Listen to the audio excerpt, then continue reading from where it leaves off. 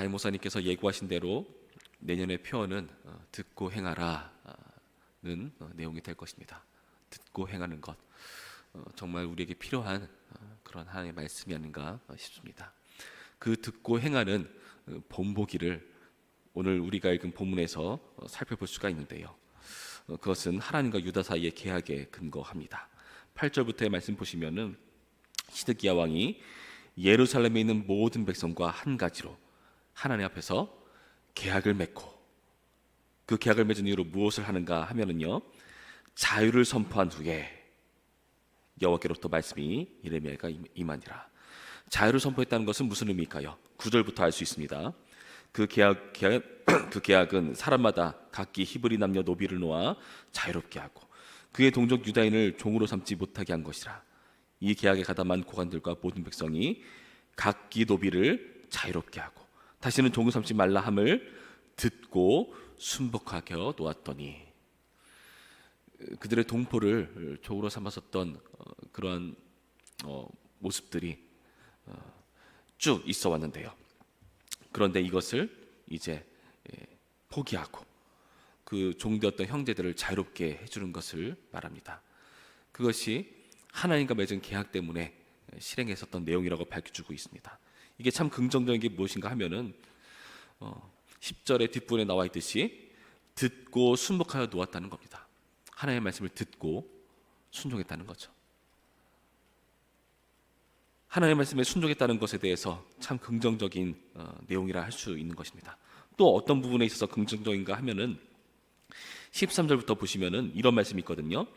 이스라엘 하나님 여호와께서 이와 같이 말씀하시니라. 내가 너희 선조를 애굽 땅 종의 집에서 인도하여 낼 때에 그들과 언약을 맺으며 이르기를 너희 형제 히브리 사람이 내게 팔려왔거든 너희는 7년 되는 해에 그를 놓아줄 것이니라. 그가 6년 동안 너를 섬겼은즉 그를 놓아 자유롭게 할지니라 하였으나 너희 선조가 내게 순종하지 아니하며 귀를 기울이지도 아니하였느니라. 그러니까 선조 때부터 쭉 지켜오지 않았던 말씀이라는 거죠. 그러나 이것을 거의 처음이다시피 실행했었던 데에서 참 의미가 있다는 겁니다. 사실 우리는 관습대로, 관성대로 일을 하기 마련이죠. 쭉 이어져 왔었던 일이라면 그것을 극복하는 게 그만큼 쉽지 않습니다. 바꾸기가 쉽지 않죠. 그런데 그것을 돌이켜 바꾸려는 그런 모습이 굉장히 긍정적이라 할 수 있습니다. 형제를 종으로 삼았다는 게 어떤 의미일까요? 사실 율법에 의하면 피치 못하게 급하게 금전이 필요하거나 상황상 그것을 어떻게 하지 못할 때 이렇게 종으로서 빚을 탕감하기 위한 노동이 가능했었습니다. 그러나 여기 나타난 바와 같이 때가 되면 7년째 되는 해에 놓아주어야 되는데 그게 잘 이루어지지 않았던 거죠. 원래대로라면 7년째 되는 해에 그 종되었던 형제가 자신이 원해서 스스로 영원한 종이 되겠다라고 하면은 귀를 뚫음으로써 그것을 표하고 그렇게는 할 수 있겠으나 그게 종의 결정에 달린 거죠. 주인의 결정에 달려있는 게 아닙니다. 그러나 그것이 지금까지 쭉 이어져 오지 않았던 것인데 드디어 비로소 이것이 깨지고 하나님의 말씀을 듣고 순종하는 일이 있었다는 겁니다. 얼마나 감사하고 놀라운 일입니까? 그런데 참으로 안타깝게도 이 돌이켰던 유다 백성의 뜻이 바뀌고 맙니다. 11절 말씀 봅니다. 후에 그들의 뜻이 변하여 자유를 주었던 노비를 끌어다가 복종시켜 다시 노비로 삼았더라. 뜻이 바뀌었던 것을 다시 한번 또 바꿔서 다시금 자유를 주었던 노비를 다시 노비로 삼는 그런 돌이키는 일을 하고 있다는 거죠. 어쩌다 이렇게 된 걸까요? 이들은 왜 하나님의 말씀을 순종했었는데 그것을 다시 취소해버리고 없는 걸로 해버리고 다시 그들을 종으로 삼았는가? 우리가 이것을 알 수 있는 구절을 하나님께서 이에 대해서 심판하시는 말씀 중에 담겨 있는데 여기서 알 수 있습니다. 21절 말씀 보죠. 21절. 또 내가 유다의 시드기야 왕과 그의 고관들을 그의 원수의 손과 그의 생명을 찾는 자의 손과 너희에게서 떠나간 바벨론 왕의 군대 손에 넘기리라. 바벨론 왕의 군대가 떠나갔었다라고 표현합니다. 이전의 상황은 어땠죠? 이전에 이 시드기야 왕 당시에는 바벨론에 포위된 상태였습니다. 그래서 그 안에서 굉장히 무섭고 떨리는 상황 가운데 직면한 내용을 우리가 이전에 살펴보았죠. 그런데 그 바벨론이 그 군대가 철수한 겁니다. 여러분, 그러면 우리는 짐작해 볼 수 있습니다. 그 위기 상황 가운데서 이들이 비로소 돌이켜서 하나님께 순종해 보자 하면서 그 종들에게 자유를 선포한 걸 텐데, 실제 상황을 보니까 포위에 있었던 바벨론의 군대가 떠나갔어요. 그러니까 어떤 마음이 듭니까? 이제 상황이 끝났으니까, 위기가 끝나버렸으니까 다시금 이전의 모습을 돌아가고 싶은 거죠. 종이 없는 것은 못 견디는 상황이라는 겁니다. 여러분, 사실 우리가 이렇습니다. 우리는요, 상황에 따라서 이랬다 저랬다 하는 그런 기질들이 있지 않습니까? 우리의 뜻은요, 언제든지 상황 따라서 바뀌곤 합니다. 여러분, 역사를 보시면 그게 잘 드러나지 않습니까? 세상에 선한 것이 어디 있습니까? 잘 된 것처럼 보이는 것도 사실 명분을 그럴싸하게 한 것뿐이지, 그 안에서도 굉장히 미묘하고 복잡한 그 인간 사이의 탐욕과 그런 싸움들이 있지 않습니까? 사실 교회도 마찬가지입니다. 종교개혁과 그 많은 수많은 것들이 명분상 그럴듯하지만 그 안에는 굉장히 많은 인간의 욕심과 다툼 안에서 참 신비하고 오묘하게 벌어진 일이기도 합니다. 그래서 참 하나님께 감사드려요. 하나님께서 우리의 그런 못난 기질들, 우리의 욕심까지도, 우리의 죄성까지도 다 감안하시고 사용하셔서 하나님께서 끝내 일을 이루고 마시는구나 하는 생각이 들기도 합니다. 예전에 미국에서도 마찬가지였죠. 미국에서 그 남북 전쟁이 있었잖아요. 거기서 링컨 쪽이 있었던 그 노예제도를 폐지하는 쪽이 있었고, 노예제도를 옹호하는 쪽이 있었습니다. 명분상으로는 노예제도를 폐지하는 그런 쪽에 힘을 실어주는 싸움 같아 보이지만은, 여러분, 어떤 사람은 그렇게 분석을 합니다. 링컨 쪽이 있었던 쪽은 산업혁명이 진행되던 쪽이라서 노예가 그렇게 필요하지 않는 그런 지역입니다. 그러나 그 반대쪽은 다르죠. 농사를 지어서 먹고 사는 그런 지역입니다. 그게 충돌한 거죠. 무엇을 보여주죠? 명분으로 우리가 포장을 하지만 인간은 그렇지 못한 존재다. 상황 따라서 언제나 돌이키고 내 욕심대로, 심지어 하나님까지 이용하는, 우리의 기도 내용이 우리의 욕심을 이루어달라는 쪽으로 기울어지는 그런 우리의 모습이 아닌가를 여기서 확인해 볼 수가 있는 거죠.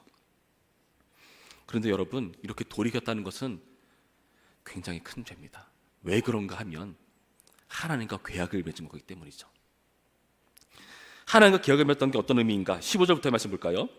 그러나 너희는 이제 돌이켜 내 눈앞에 바른을 행하여 각기 이웃에게 자유를 선포하되 내 이름으로 이끌음 받은 집에서 내 앞에서 계약을 맺었거늘. 무슨 말이죠?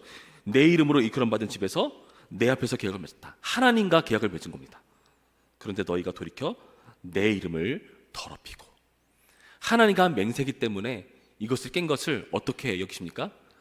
자신의 이름을 더럽힌 것으로 하나님께서 여기신다는 거죠. 그리고 이 계약은요, 굉장히 엄중한 계약입니다. 18절부터의 말씀을 쭉 보시면은 하나님께서 이 말씀을 어떻게 언급하시는가 하면은요, 송아지를 둘로 쪼개고 그 두 조각 사이로 지나매 내 앞에 언약을 맺었으나 그 말을 실행하지 아니하여 내 계약을 어긴 그들을, 곧 송아지 두 조각 사이로 지난 유다 고관들과 예루살렘 고관들과 내시들과 제사장들과 이 땅의 모든 백성을 내가 그들의 원수의 손과 그들의 생명찬 자의 손에 넘기리니. 지금 계약을 어떤 식으로 했죠? 송아지를 둘로 쪼개고 그 두 조각 사이를 지나갔어요. 그 쪼갰다, 잘랐다는 표현이 바로 여기 나타난 내 앞에 언약을 맺었으나, 그 언약이라는 표현이에요. 송아지를 둘로 쪼개서 그 사이를 지나가는 것을 언약이라고 말합니다. 잘랐다라고 말하는 거예요. 그리고 여기에 한 명 한 명 다 부르죠. 예루살렘 고관들, 내시들, 제사장들, 이 땅의 모든 백성을. 그 잘라진 사이로 지나간다는 게 무슨 의미입니까? 이 계약을 어기면은 이 잘라진 짐승처럼 내가 잘려줘도 좋다라는 엄중한 내용이거든요. 이들의 계약은요, 이런 저주 선언의 성격을 가지고 있는 겁니다. 그런데 이 엄중하고 무서운 심판을 이들은요, 경히 여겼다는 데서 심각한 죄라고 할 수가 있는 겁니다. 여러분, 그래서 우리는 생각해 봐야 됩니다. 나는 하나님과 맺은 약속을 상황 따라 언제든 뒤바꿔 버리는가? 아니면 그 언약을 정말 엄중하게 여기는가? 나의 인생은 상황 따라 바뀌는가? 언약에 따라 일관성 있게 유지해 나가는가 하는 것을 이 시점에 우리는 돌아봐야 한다는 거죠. 여러분, 하나님께서는요, 이 엄중한 언약을 그대로 시행하신 겁니다. 하나님은 언약에 신실하시니까요. 너희가 이 언약의 성격, 잘라지는 성격을 너희가 어겼다. 그러니까 너희는 심판받아 마땅하다 해서 언약대로 이들을 심판하시는 겁니다. 하나님은요, 언약을요 굉장히 소중하게 여기십니다. 엄중하게 여기십니다. 그래서요, 이 언약을 중히 여기시기 때문에 예수님께서 십자가를 지시는 겁니다. 그러나 우리는 어떻죠? 언약을 경히 여겨서 십자가를 외면하고 있지 않나 생각해 봐야 한다는 거죠. 여러분, 우리의 모습 가운데 어떤 부분이 그런 것들이 있을까요? 우리는 사실 이 자리에 있는 것이 다 하나님과의 엄중한 언약과 서약 안에 이 자리에 있지 않습니까? 우리가 세례를 받을 때, 입교 서약을 할 때 어떻게 서약합니까? 교인으로서의 의무를 그때 우리가 지키겠다고 생각하지 않습니까? 거기에 많은 것들이 포함되죠.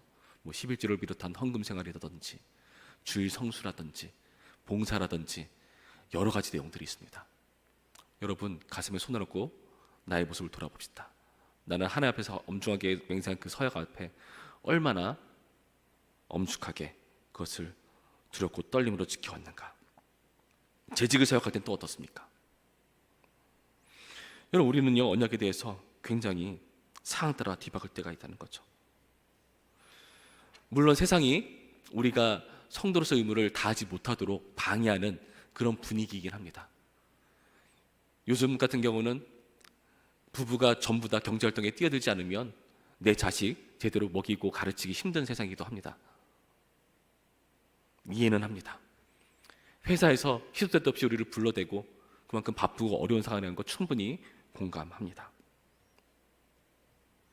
이상하게 중요한 시험은 꼭 주일날 보는 이상한 그런 시대라는 것도 인정합니다. 그러나 최소한 우리는요, 그 앞에서 우리 수를 돌아봐야 됩니다. 이것을 엄숙하게 지키지 못할 때 스스로의 모습에 대해서 그냥 타협해 버리시는지, 아니면은 최소한에나마 마음의 불편함과 하나님 앞에 죄송스러움과 하나님, 정말 내가 죄인입니다, 예수님의 긍휼과 은혜가 필요한 존재입니다 라는 양심적인 성께서 건드리시는 그 양심이 남아있는지는 우리가 돌아봐야 한다는 거죠. 그렇지 않다면, 우리가 화이맞은 양심이 돼버렸다면 우리는 정말 하나님 앞에 몹쓸 짓을 하고 있는 것이 아닌가 돌아봐야 된다는 거죠. 너무나 많이 봅니다. 세례를 받겠다고 했는데 교육은 잘 받다가 정작 그 당일이 되었을 때 참여하지 못하겠다라고 번복해버리는 그런 사람들. 그 이유도 별것도 아니에요.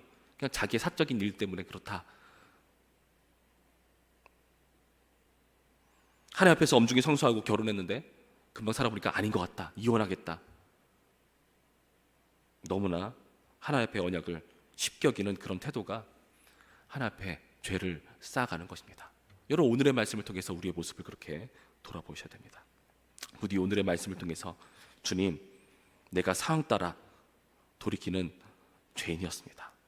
주님, 이제 내가 하나님의 언약에 신실한 사람 되겠습니다.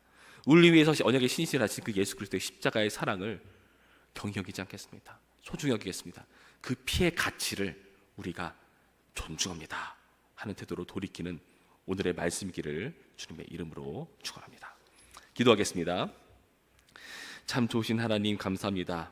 오늘의 말씀을 통해서 우리의 신앙이 상황 따라 뒤바뀌는 것인지, 아니면 하나님 앞에서 엄중한 언약을 쫓아서 신실하게 그 언약을 지키고자 애쓰고 분투하는 우리의 모습인지를 다시 한번 확인해 봅니다.